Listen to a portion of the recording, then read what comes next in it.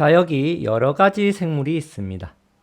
이 생물들을 두 분류로 나누면 어떻게 나누시겠습니까?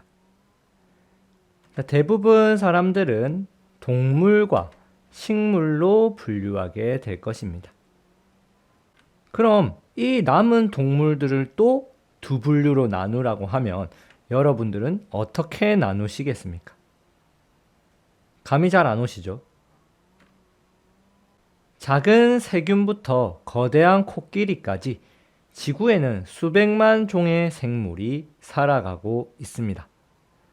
이런 수백만 종의 생물을 비슷한 특징을 가진 생물들끼리 묶어서 분류를 하는 것은 굉장히 중요한 연구입니다.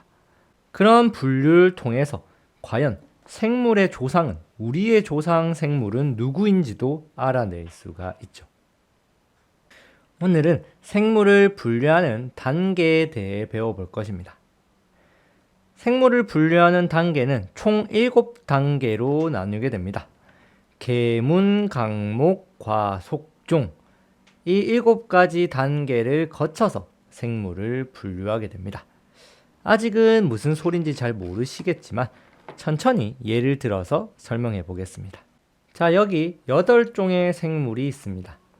우리는 이 8종의 생물 중 사자 혼자 남을 때까지 계속 분류를 해 볼 것입니다.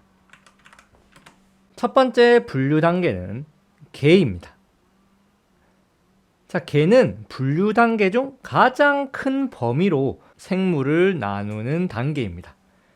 예를 들어서 개에는 동물계, 식물계, 균계 이런 식으로 분류를 하는 방법이죠. 자, 여기 8가지 생물 중 개로 한번 나누어 보면 사자, 곰, 호랑이, 잠자리, 고양이, 개구리, 사람은 동물계에 해당하고 이 장미는 식물계에 해당하기 때문에 이런 식으로 나눌 수가 있겠죠. 그러면 이제 사자는 동물계에 해당하니까 이 동물계만 남겨보겠습니다. 자, 이제 개로 나누었으면 그 다음은 문으로 나누는 것입니다.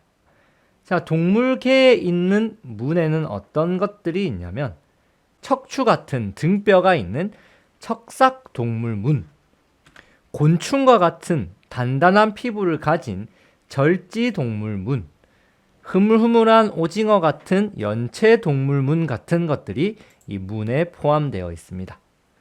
자, 아래 7종의 생물을 문으로 분류해보면 등뼈가 있는 척삭동물문에는 사자, 곰, 호랑이, 고양이, 개구리, 사람 이런 것들이 있고 곤충과 같은 절지동물문에는 이 잠자리가 있습니다. 그래서 이런 식으로 분류할 수 있겠죠. 사자는 척삭동물문에 해당하니 척삭동물문만 남겨보겠습니다. 자, 문 다음에는 강으로 나누는 것입니다. 척삭동물문에 있는 강의 종류는 새끼를 낳고 젖을 먹여 키우는 포유강, 날아다니는 새들을 말하는 조강, 미끈매끈한 피부를 가지고 물가 주변에서 살아가는 양서강 이런 것들이 있습니다. 우리가 포유류, 조류, 양서류라고 부르는 분류가 이 강의 분류입니다. 이 6종의 생물을 강으로 분류해보면 새끼를 낳아 키우는 포유강에는 사자, 곰, 호랑이, 고양이, 사람이 있고 매끈매끈한 피부를 가진 양서강에는 이 개구리가 양서강에 해당하겠죠.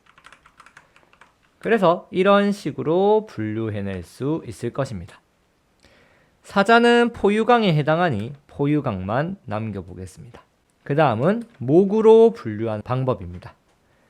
포유강에 있는 목에는 손가락이 자유롭고 두뇌가 발달한 영장목, 주로 고기를 먹고 살아가는 식육목, 쥐 같은 생물인 설치목 등이 있습니다. 아래 5종 중에 목으로 분류해보면 고기를 먹는 식육목에는 사자, 곰, 호랑이, 고양이가 있고 두뇌가 발달한 영장목에는 사람이 있습니다. 그래서 이런 식으로 나누어 볼 수 있죠. 사자는 식육목에 속하니 역시 식육목만 남기겠습니다. 이번에는 과로 나누어 보는 겁니다. 과에는 우리가 알고 있는 동물의 종류로 분류하는 건데 고양이과, 개과, 곰과 뭐 이런 식으로 분류를 하는 것입니다. 자, 아래쪽에서 과로 분류를 하면 사자, 호랑이, 고양이는 이 고양이과에 해당하고 곰은 곰과에 해당하겠죠. 그래서 이런 식으로 분류해 볼 수 있습니다. 사자는 고양이과니까 고양이과만 남겨두겠습니다.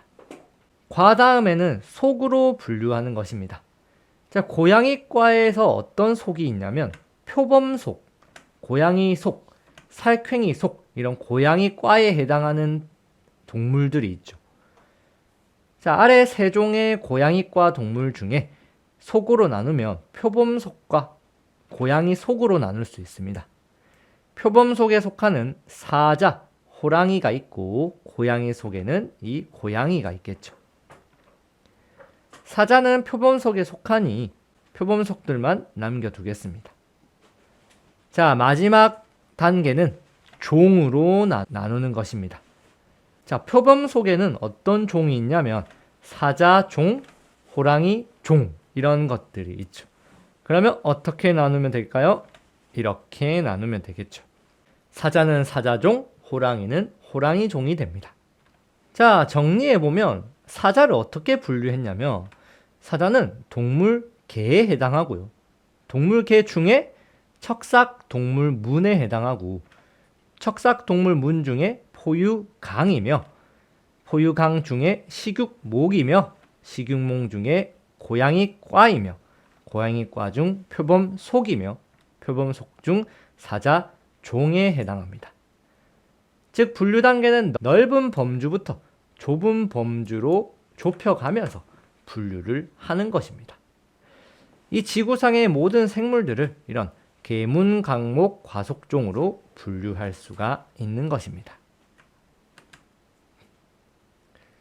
말과 당나귀는 같은 종일까요? 둘의 모습을 보면 굉장히 비슷해 보이죠. 실제로 분류를 해보면 말과 당나귀는 동물개이며 척삭동물문이며 포유강이며 말목이며 말과이며 말속입니다. 그러나 종에서 말종과 당나귀종으로 나뉘어 버리죠. 도대체 이 비슷하게 생긴 생물끼리를 나누는 이 종의 기준이 무엇일까요? 종의 기준은요, 바로 자손이 번식 가능한지 안 하는지로 따집니다. 예를 들어서 같은 종끼리 교배를 시키면 또 똑같은 종의 생물이 나오죠. 이 생물은 또 똑같은 종과 교배를 하면 자손을 번식할 수 있습니다. 즉 자손이 번식이 가능하면 같은 종이라는 것입니다. 하지만 다른 종일 경우를 보죠. 말과 당나귀를 교배시키면 자손인 노새가 태어나긴 합니다. 하지만 이 노새는요, 말이든 당나귀든 교배하여 자손을 낳을 수가 없습니다. 두 종 사이에서 태어난 자손이 번식이 불가능하니 이 말과 당나귀는 다른 종이라는 것이죠. 즉 종의 정의는 자손이 번식 가능할 때 같은 종, 번식 불가능할 땐 다른 종이라는 것입니다. 치타와 표범은 같은 종일까요?